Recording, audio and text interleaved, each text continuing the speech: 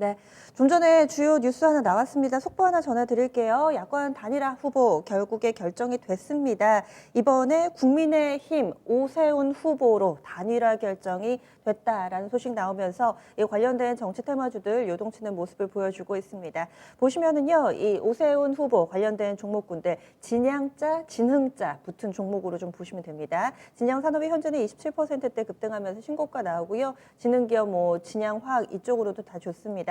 반면에 안랩을 비롯한 안철수 후보 관련된 종목군들은 급락 면치 못하고 있고요. 이 박영선 후보 같은 경우도 오세훈 후보가 될 경우가 좀 더 유리한 시나리오다라고 당초에 정치권에서 해석이 나왔는데 이 박영선 후보 관련된 IMBC도 강세 흐름을 보여주고 있습니다.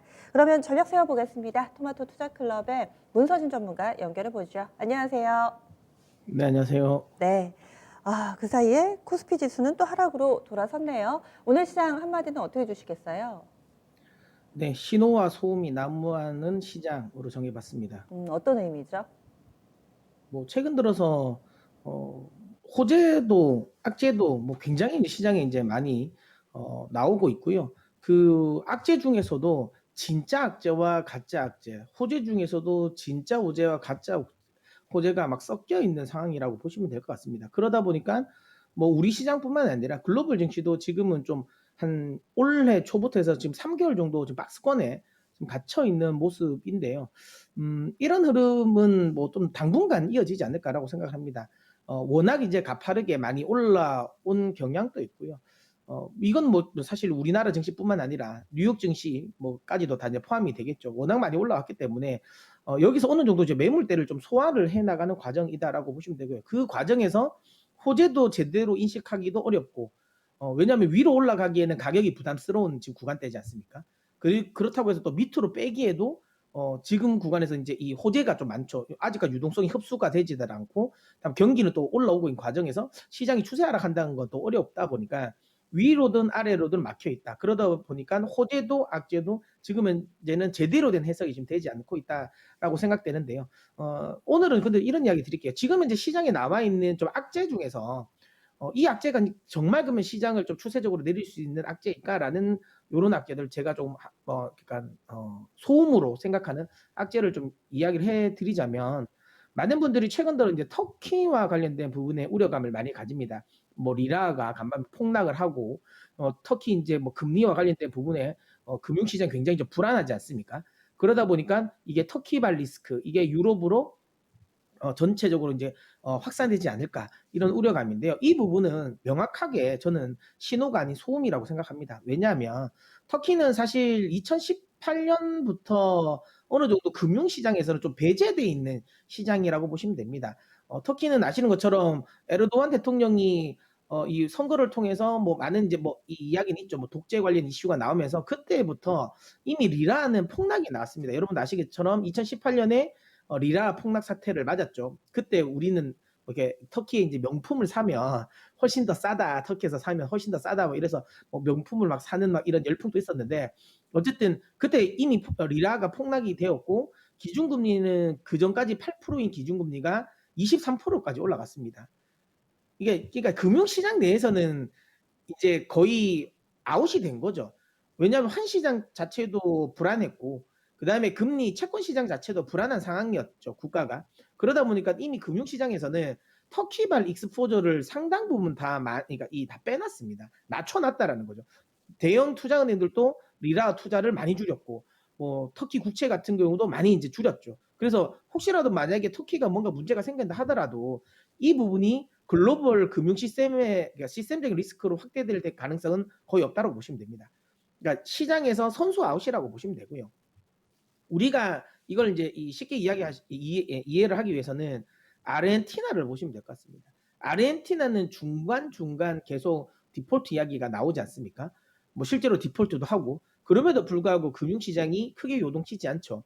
왜냐하면 이미 아르헨티나는 금융시장에서 아웃된 선수거든요. 그러다 보니까 시장이 거기에 반응 안 하는 것처럼 터키 역시도 그렇게 보시면 됩니다. 그렇기 때문에 터키 문제가 글로벌적인 금융 리스크로 발전할 가능성은 크지 않다. 크지 않다가 아니라 저는 거의 없다라고 보고 있습니다. 그렇기 때문에 그쪽에 관련 우려감 크게 가질 필요는 없다라고 보고요. 그다음에 이제 국채 금리와 관련된 부분은 이제 시간이 지나면서 시장이 적응을 할 것 같습니다. 지금 이 국채 금리와 관련된 부분은 이 상승은 우리가 이제 알고 있는 2013년 테이퍼 텐트럼이 처음에 있었던 수준까지 급등이 와 있다라는 거죠. 이 금리 지수 자체를 이야기하는 건 아니고요. 퍼센테이지, 그러니까 바닥 대비해서 올라왔던 이 흐름이 2013년 테이퍼 텐트럼이 보였던 수준까지 급등을 했다는 거죠. 지나친 그러니까 이상 급등이죠. 왜냐하면 그때는 실제로 이제 테이퍼링과 관련된 부분의 언급이 나왔던 부분이고요. 지금은 그렇지 않은 상황에서 사실 이제 이 공매도에 의해 가지고 채권 시장이 과도하게 지금 가격이 좀 내려와 있다라고 보시면 되고요.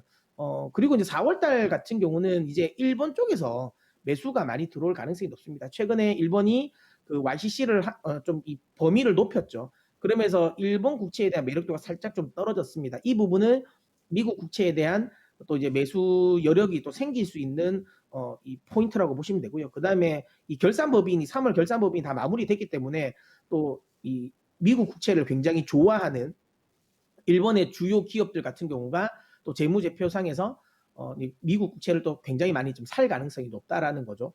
특히 한 1.7% 정도가 되는 이 가격대는 일본 투자 기업들 입장에서 굉장히 매력적인 가격대일 겁니다. 그래서 4월 달엔 또 일본 쪽에서 또 미국 국채를 많이 또 매수를 할 가능성이 높기 때문에 미국 10년물 국채는 좀 안정화를 찾지 않을까라고 생각합니다. 그렇다면 지금 현재 국채 금리의 상승과 관련된 리스크는 시간이 지나면서 완화될 가능성이 매우 높다라고 저는 생각을 하고요. 그리고 이제 기술 성장자와 관련된 우려감도 많습니다. 물론 여전히 비싼 건 맞죠. 비싼 건 맞는데 실적이 동반되어 있는 기업들 같은 경우도 지금 현재 굉장히 많이 하락을 하고 있다라는 점인데요. 중요한 건 이 부분도 저는 다시 정상적인 제자리를 찾아갈 것 같습니다.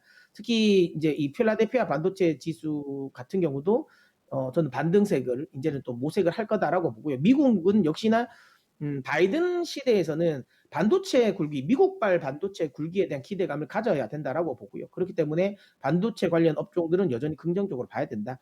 단순히 기술주에 엮여 있다고 떨어질 종목은 절대 아니다라고 보기 때문에 기술주들의 조정 같은 경우도 충분히 반등이 나온다라고 보고 있어서 뭐 기술주 쪽에 우려가 지금 뭐 닷컴 버블에 대한 우려가 가질 필요는 없다. 사실 닷컴 버블 때 같은 경우는 이미 관련 닷컴 버블의 주력이었던 이 종목들이 이미 97년에 실적은 이미 망가지기 시작했어요.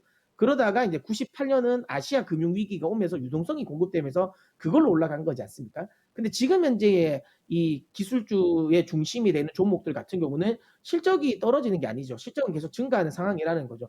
그런 점을 감안한다면 또 닷컴 버블 때 같은 또 나스닥 버블을 미리 뭐 지금 판단하는 건 아직까지 이르다라고 보고 있습니다. 그래서 이런 부분은 저는 개인적으로 소음이라 생각하기 때문에 이쪽은 그냥 신경 쓰지 않고 버려두셔도 된다. 오히려 그로 인한 하락은 매수의 기회로 활용하시면 좋겠다라는 이야기 드리도록 하겠습니다. 네, 강조해주고 싶으신 섹터 있으세요? 뭐 제가 이제 뭐 또 최근에 다시 또 강조하고 있는 5G 섹터인데요. 5G가 이제 조정을 많이 보였던 결정적인 이유는 기대했던 수주가 나오지 않았기 때문인데 최근 들어서는 수주가 계속 나오죠. 캐나다, 그다음 뭐 네덜란드, 인도, 뭐 오늘 같은 경우는 또 일본까지 계속 수주 모멘텀이 나오고 있다라는 점. 그렇다면 지금까지 5G의 불확실성이 조금은 이제 해소가 되고 있는 상황이기 때문에 또 3분기의 실적에 대한 기대감을 가질 수 있다. 그럼 지금 가격대에서는 다시 모아 가셔도 충분하다. 가지고 계신 분들은 뭐 매도하지 않고 계속 홀딩 하셨으면 좋겠다라는 이야기 드리도록 하겠습니다. 네, 알겠습니다. 자세한 말씀 고맙습니다. 네.